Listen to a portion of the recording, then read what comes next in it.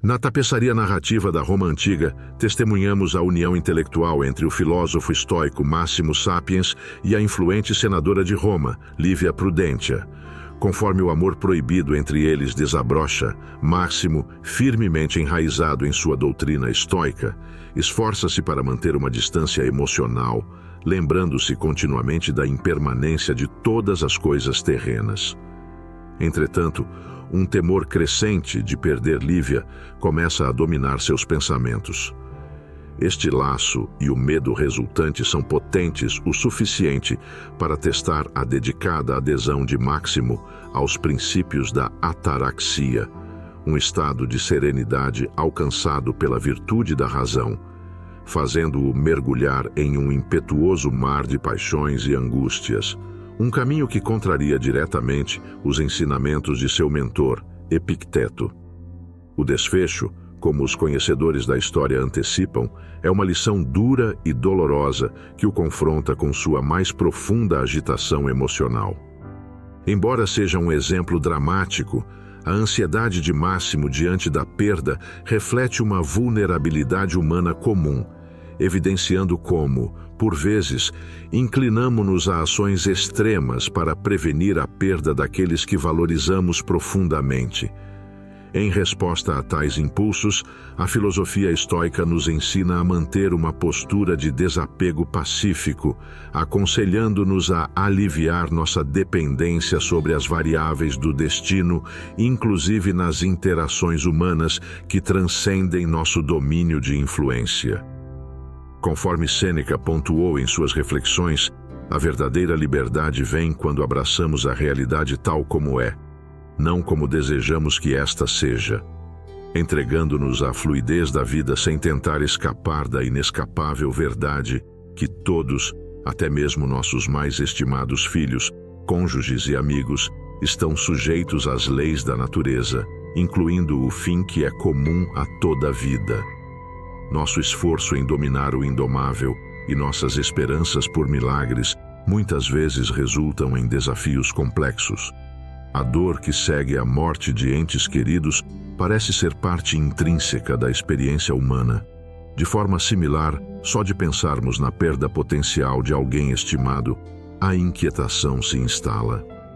Os estoicos, entretanto, compreendiam que o temor do abandono e a angústia profunda do luto advém de um raciocínio equivocado. Este vídeo se detém na perspectiva estoica sobre o apegar-se, o enfrentar a morte de entes amados e o processo de lidar com a distância daqueles que prezamos. A conexão emocional intensa com outros é vista frequentemente como uma componente central e apropriada à vida. Isso provavelmente acontece porque somos biologicamente condicionados a nos vincularmos aos nossos semelhantes. Contudo, a intensidade desses laços varia grandemente, indo desde carinho simples até uma dependência emocional insalubre. Em estado de afeição, almejamos a companhia da pessoa. Se a pessoa está presente, resistimos à ideia de que possa nos deixar. Tal atitude emocional pode conduzir a dificuldades. Quanto mais intensa a dependência, mais problemática ela se mostra. Depender emocionalmente de fatores externos, objetos ou pessoas, nos põe à mercê do acaso. De fato, é a sorte, tal como representada pela deidade Fortuna, que oscila nosso estado de espírito, causando felicidade em um momento e tristeza em outro.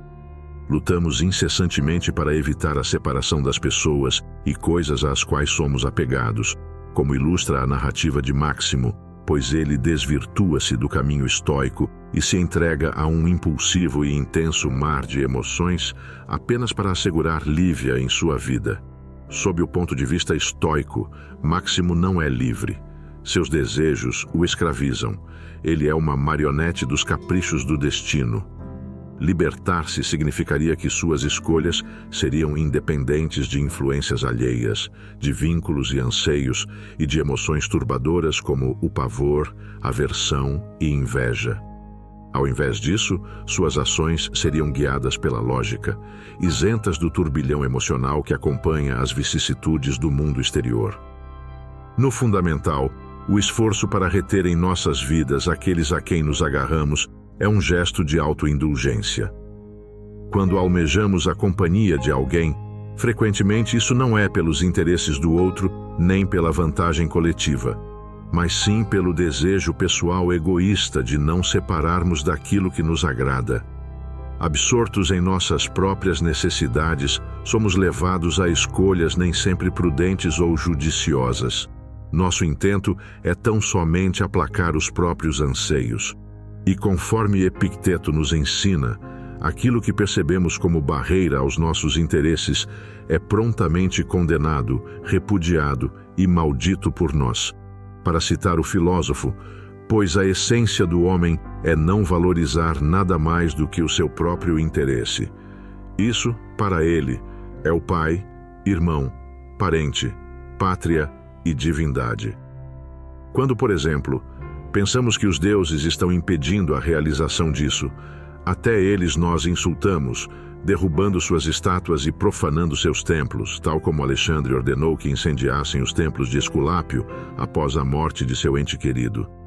Assim, poderíamos argumentar que o amor romântico, tão exaltado, e outros intensos apegos a fatores além de nosso controle são prelúdios potenciais para tragédias.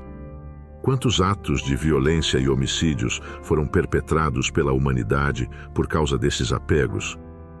Quando um amigo morre, seu cônjuge o deixa por um amante ou um filho deseja cortar laços. Comumente sentimos como se nos arrancassem algo próprio. A separação das pessoas por quem você se importa acarreta uma sensação de perda inegável. Você perdeu alguém.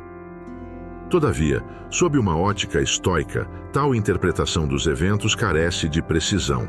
Não se perdem pessoas. Elas são devolvidas, pois jamais nos pertenceram de fato. Nunca se deve dizer eu perdi, e sim eu devolvi. Seu filho morreu, foi devolvido. Sua esposa morreu, foi devolvida. Proclamava Epicteto.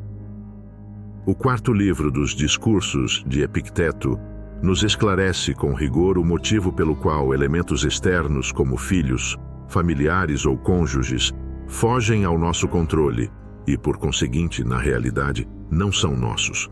Praticamente tudo que rotulamos como pertences não são, em essência, nossos, e poderiam nos ser subtraídos num mero piscar de olhos. Com relação às pessoas a quem somos apegados, a grande maioria de nós provavelmente se encontra numa área cinzenta. Nos tempos de Epicteto, a escravidão era uma prática comum. Era costume as pessoas possuírem seus semelhantes como propriedades. O próprio Epicteto já esteve sob o jugo da servidão antes de ascender à condição de mestre filosófico, primeiramente em Roma e após em Nicópolis. Contudo, nos tempos atuais, o conceito de escravidão já não é prevalente e, de modo geral, não encaramos as pessoas ao nosso redor, seja no ambiente profissional, familiar ou em círculos de amizade, como propriedades nossas. Porém, muitas vezes ainda nos sentimos munidos de certa prerrogativa sobre sua presença.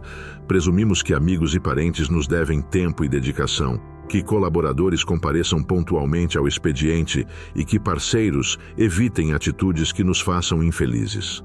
Ademais, frequentemente desenvolvemos um sentido de intimidade com pessoas queridas, como se fossem extensões de nosso próprio ser e inerentes à nossa existência. Contudo, por mais que acreditemos em sua propriedade sobre algo ou alguém, isso raramente condiz com a realidade.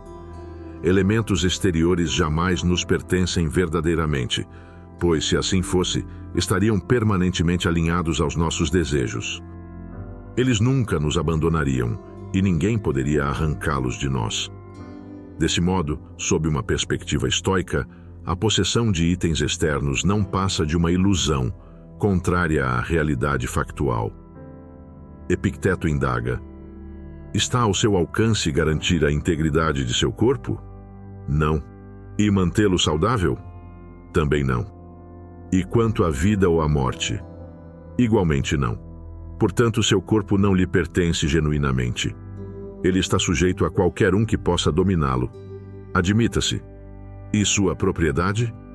Está sob seu controle tê-la quando deseja, pelo tempo que deseja e nas condições que deseja? Não. E seus insignificantes escravos? Também não. E suas roupas? Não. E sua modesta casa? Não. E seus cavalos? Nenhuma dessas coisas. E se desejar acima de tudo que seus filhos, sua parceira, seu irmão ou seus amigos vivam, isso está sob seu controle? Não. Nem isso. Além disso, Epicteto argumentou que todas essas coisas externas são influenciadas pela chamada revolução do universo, uma força além do controle de qualquer ser humano, a menos que a pessoa possua o poder de um Deus onipotente. Quando Lívia falou a Máximo que ele não era todo-poderoso, ele respondeu: pois deveria ser, ciente de que controlar o destino de Lívia exigiria poderes supremos.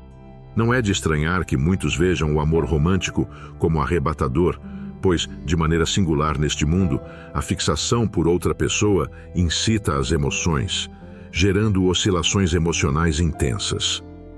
A sociedade moderna tende a encarar o envolvimento romântico como algo positivo, frequentemente erigido como um dos mais sublimes estados para um indivíduo. Não é de surpreender que os estoicos antigos viam essas emoções fervorosas como problemáticas. Os estoicos distinguiram 4 paixões: prazer, apetite, angústia e medo. Apegar-se demasiadamente a alguém, e mais ainda, apaixonar-se, desperta essa gama completa de paixões. Ao desfrutarmos da companhia de um precioso amigo, sentimos prazer, e na sua ausência, surge o anseio por sua volta. Um homem apaixonado teme a perda de sua amada, e diante de seu afastamento ou falecimento, é provável que ele enfrente um padecimento extenuante. Contudo, segundo os estoicos, os pensamentos que precedem as paixões são avaliações falhas da realidade. Por exemplo, do prisma estoico, não há mérito inato em ter a presença de alguém. Do mesmo modo, não há demérito intrínseco na separação ou no passamento.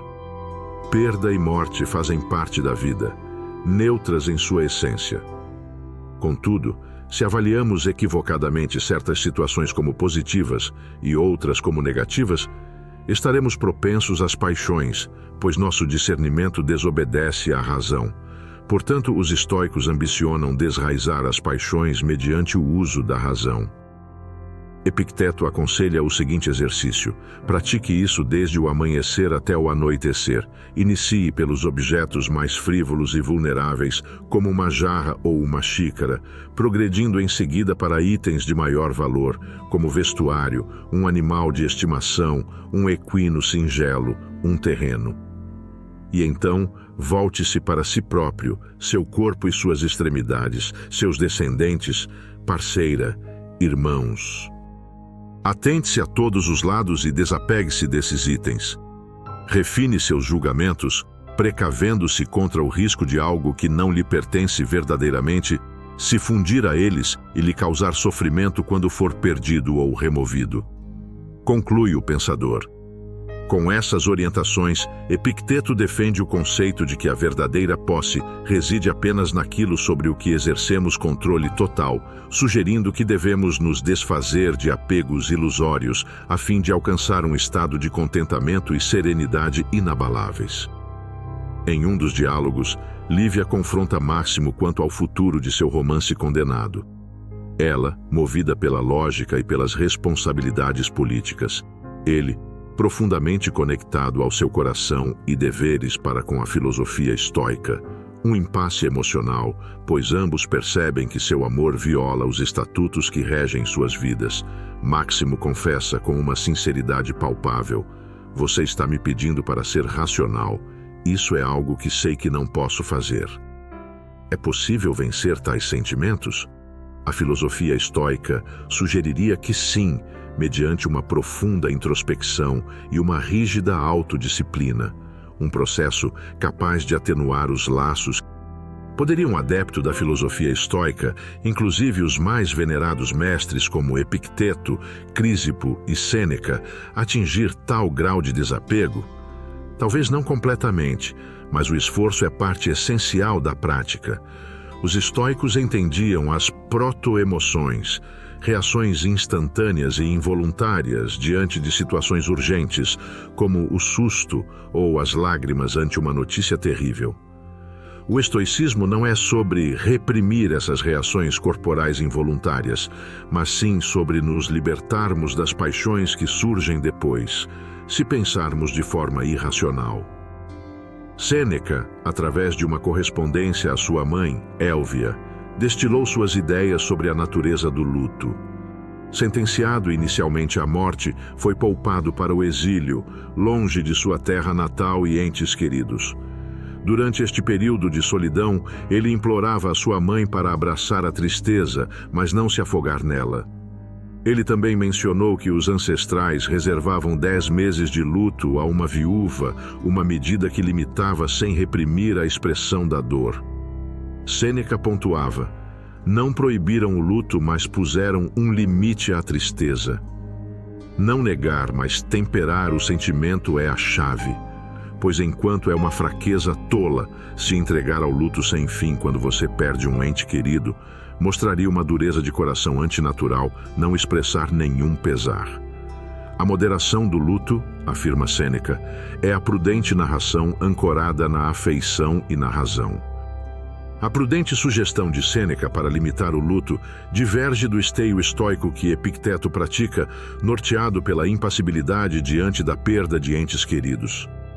A verdade, porém, é que a maioria, incluindo a mãe de Sêneca, não gozam da sabedoria estoica e o luto, em alguma medida, será sentido. Para eles, Sêneca oferece uma maneira realista de lidar com a perda, não a extinção completa das paixões, mas a moderação.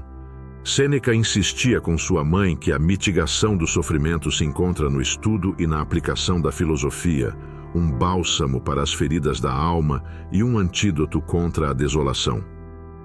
A filosofia será a cura de seus males e afastará toda a tristeza, escreve ele. Se você gostou desse vídeo, não deixe de conferir nossa seleção de playlists que o ajudarão a encontrar sucesso e felicidade com base nos princípios da filosofia estoica. Lembre-se de se inscrever no canal. Até o próximo vídeo.